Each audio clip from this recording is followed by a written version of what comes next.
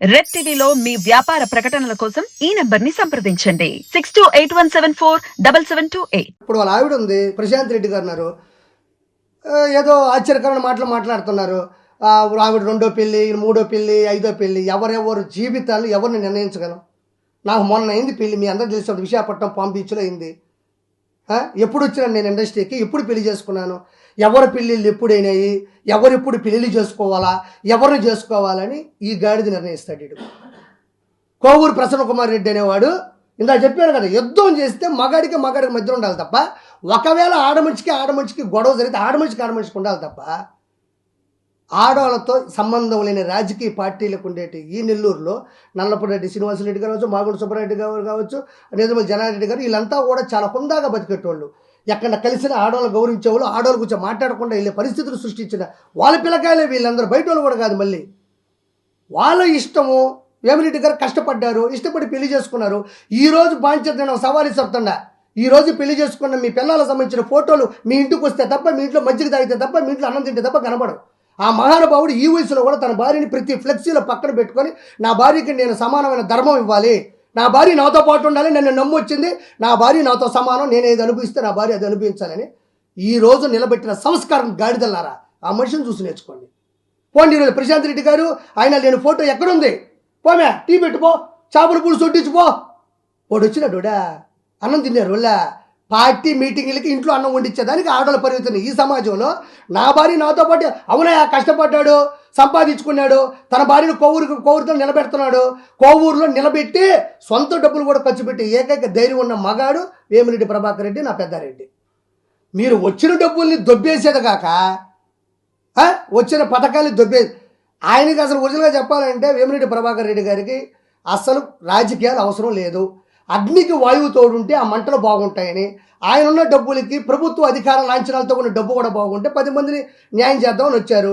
కోవూరులో నిలబెడితే ప్రశాంత్ రెడ్డి గారిని పంపించారు. దినేష్ రెడ్డి గారు కొంచెం హర్ట్ అయినారు, ఎందుకంటే ఫస్ట్ తిరిగినాడు. వాళ్ళు మాట్లాడుకున్నారు, అందరూ సంతోషంగా ఫీల్ అయినారు.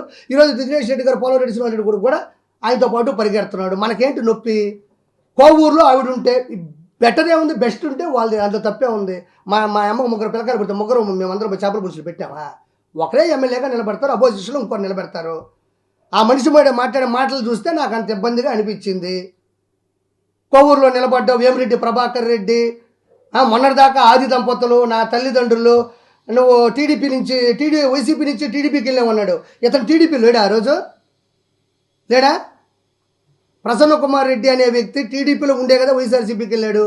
అది ఎక్కడ మర్చిపోయినావు ఆ పద్ధతి? నువ్వు ఎక్కడ మర్చిపోయినావు ఆ పద్ధతి? ఆ పాడు నీ నోటుకు వచ్చి నువ్వు వస్తావు, నువ్వు గాడిద మొహం కొట్టేసుకొని ఏడ మర్చిపోయినావు నువ్వు? ఒక ఆడ మనిషి మహిళా విభాగంలో ఉండే ఒక మంచి కోవూరు, నీకు దమ్ము ఉంటే వేమిరెడ్డి ప్రభాకర్ రెడ్డి గారు చేసిన అవినీతి గురించి మాట్లాడు, వేమిరెడ్డి ప్రభాకర్ రెడ్డి గారు మాట్లాడిన చీటింగ్ గురించి మాట్లాడు, వేమిరెడ్డి ప్రభాకర్ గారు కబ్జా చేసిన పొలాలు ఏమన్నా ఉంటే వాటి గురించి మాట్లాడు, వేమిరెడ్డి ప్రభాకర్ గారు ఎవరినన్నా తప్పుడుగా మాట్లాడు. అంతేగాని ఈ టైంలో పెళ్లి చేసుకున్నారు, రెండో పెళ్లి చేసుకున్నారు, మూడో పెళ్లి, నిత్య పెళ్లి కొడుకు అన్నాడబ్బా ఆ మనిషి. నిత్య అన్నదానం అంటే ఏంది? ప్రతిరోజు జరిగేదాన్ని నిత్య అన్నదానం అంటారు. నిత్య అవసర వస్తువులు అంటే ఏంటి? ప్రతిరోజు అవసరం వస్తువులు అంటే నిత్య, అంటే ఒక పెళ్లి చేసుకుంటే నిత్య పెళ్లి కొడుకు అంటే అప్పుడు జనాలందరూ వామ్మో వేమిరెడ్డి ప్రభాకర్ రెడ్డి గారు ఇలాంటోడా అని అనుకుంటారని ఇతను ఒక హిప్నోటిజం సైకలాజికల్గా క్రియేట్ చేద్దాం అనుకున్నారు. నిత్య పెళ్లి కొడుకు అంటే ఏంది? ప్రతిరోజు ఒక పెళ్లి చేసుకోవాలి. వీళ్ళందరూ ఆడిపోయినారు. లేకపోతే నువ్వు ఇచ్చి పెళ్లి చేసావా? లేకపోతే నువ్వేమన్నా బ్రోకర్వా? నువ్వు పెళ్ళిళ్ళు చేసావా? లేకపోతే నువ్వు పెళ్ళిళ్ళు బ్రోకర్వా? పెళ్ళిళ్ళు బ్రోకర్లు తప్పేం కదా, అందరూ అదే అంటారు, మధ్యవర్తిని బ్రోకర్ అంటారు, తప్పే ఉంది. నువ్వేమన్నా పెళ్ళిళ్ళు చేసావా? ఇవన్నీ ఎగిరిపోయినాయి గాలిలో. ఆయన ఇష్టపడ్డాడు, కష్టపడ్డాడు, ఆయన సతీమణిగా తీసుకున్నాడు. సమానమైనటువంటి ఈరోజు ఆలోచనలతో వాళ్ళిద్దరూ చూడముచ్చని జంటగా ఉన్నారు. అది కదా బతుకంటే. ఎదురోళ్ళ ఆడవాళ్ళతో మాట్లాడడం వల్ల నీకు దమ్ముంటే అవినీతి ఏం చేశారు, అరాచకం ఏం చేశారు, కీడు ఏం చేశారు, కబ్జా ఏమన్నా పొలాలు చేశారా, ఎవరన్నా మర్డర్ చేసి మానభంగం చేశారా? వీటిని వెలుగులోకి తీసుకురా. అది రాజకీయ పద్ధతిలో ఎదుటోళ్ళ మీద గెలవడానికి, నువ్వు ఓటమి లేకుండా జీవించడానికి అవుతాయి తప్ప ఎదుటోళ్ళని పట్టుకుని ఆడవాళ్ళ మీద పడిపోతే ఎవడు మీ నాయకుడు నేర్పించాడా? తల్లిని చెల్లిని వదిలేస్తా, బాబాయిని నరికేస్తా, తల్లిని చెల్లిని తరివేస్తా, బాబాయిని నరికేస్తా, అపోజిషన్లో ఉండే ఆడవాళ్ళ మీద దూకేస్తా. ఈ పద్ధతి ఎక్కడ హైదరాబాద్ నుంచి ఆంధ్రప్రదేశ్కి వచ్చి, ఆంధ్రప్రదేశ్ నుంచి ఈరోజు ఎక్కడికి వచ్చింది తెలుసా? మన కర్మ నెల్లూరు జిల్లాలో ఉండే కోవూరుకి వచ్చింది. వాళ్ళు ఇష్టపడ్డారన్నా. మనం పెళ్లి చేసుకుంటాము, తట్టకుండా ఇంట్లో పరిస్థితులు బాగాలేకుండా ఉంటాయి, మన చేతుల్లో ఉంటుంది ప్రాణమా. యముని మనం పట్టుకుని బదులు అడగలం. మన అప్పటి రోజులు దేవుడు కనబడి ఉండేదానికి అనుకున్నవి జరగవు. ఆ తర్వాత పెళ్ళి అవుతుంది. ఈరోజు నువ్వు 22కో 30కో చేసుకుంటావు. ఏమన్నా అబ్దుల్ కలాం కన్నా నువ్వా? శ్రీహరికోటలో అబ్దుల్ కలాం చేసినట్టు స్వయం కృషి చేసే పిల్లకాయలు ఏమన్నా కన్యావా? లేకపోతే నువ్వు మీ ఆవిడ కలిసి ప్రపంచానికి ఆదర్శవంతంగా ఏమైనా బతుకుతున్నారా?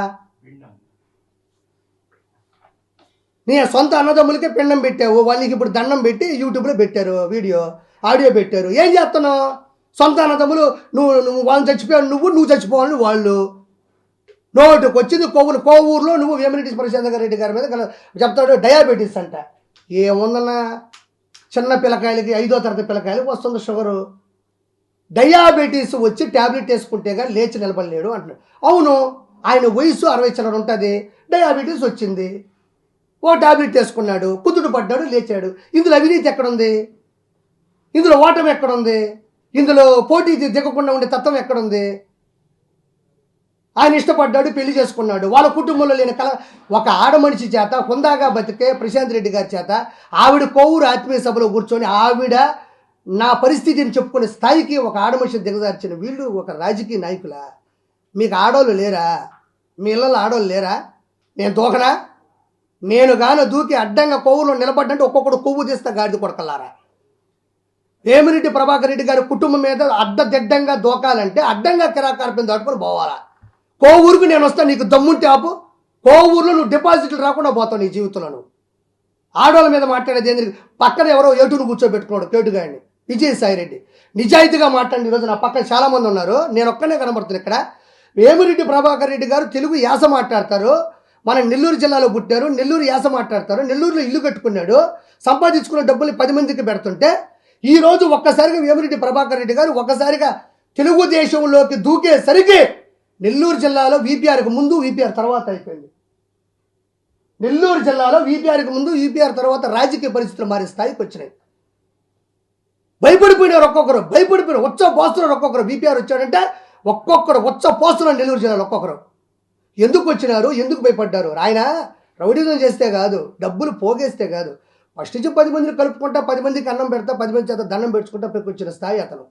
అందుకే అతను అంతమంది గౌరవిస్తున్నారు. మీ బతుకులకి మీరు ఎప్పుడైనా మీరు ఒక పార్టీ నుంచి ఇంకో పార్టీలోకి వెళ్ళినప్పుడు నెల్లూరు జిల్లాకి మీ నాయకుడిని పిలిపించి నువ్వు కండు వైపించుకోగలవా? సంక నాగతా నువ్వు ఏ తాడేపల్లికో విజయవాడకో హైదరాబాద్కి వెళ్ళి మెడ ఉంచుకొని పసుపు తాడు గడుచుకొని రావాలా. భారతదేశంలో ఒక సీఎం ఎన్టీ రామారావు గారి అల్లుడు నారా చంద్రబాబు నాయుడు గారి పార్టీలోకి వీపీఆర్ గారు వస్తే బాంచర్ వీపీఆర్ కన్వెన్షన్లో 25,000 మందికి భోజనాలు, చికెన్ బిర్యానీతో సహా ఎవడ తగ్గలా చెప్తే ఎక్కడ తగ్గలా మనిషి. 25,000 మంది సాక్షిగా ఒక చిన్న కండువా వేసుకోవడానికి సీఎంని సాక్షాత్తు వీపీఆర్ కన్వెన్షన్లో దిగిన చరిత్ర అతను కదా రాజకీయ నాయకుడు, అతను కదా గొప్పోడు. కండువా నేను రాని విజయవాడ కంటే ఆయన వీపీఆర్ కన్వెన్షన్కి వచ్చి ఆయన కండువా కప్పి ఆయన సమక్షంలో రాజకీయ ప్రక్షాళనలో చాలామంది కండువా కప్పుకొని కండువా కప్పించుకునే స్థాయిని పెంచిన మనిషి ఆ వ్యక్తి. అలాంటి వాడు కదా ఏదన్నా ఒక సీఎంని ఇక్కడ తీసుకొచ్చాడు కదా, ఊరికి ఏదైనా మంచి చేస్తాడు. సీఎం పిలిస్తే మీరు అక్కడికి కాలకాడ కూర్చొని మీ కులాల దృష్ట్యా మూలాల దృష్ట్యా సంకనాకే వాళ్ళు ఒక ఎమ్మెల్యేలు మినిస్టర్లు మీరేం రాజకీయం చేస్తారు? ఆడవాళ్ళ మీద పడే రాజకీయం మీరు ఏం చేస్తారు? మీరు ఏం చేయగలరు? మీరు నీ ఇంట్లో ఆడవాళ్ళ మీద మీకు కాన్సన్ట్రేషన్ చేయాలంటే ఎంతసేపు? నువ్వు నా ఆడవాళ్ళ మీద చేయాలంటే ఇది రాజకీయమా? రాజకీయానికి సంబంధించిన మాటలు ఇయ్యా?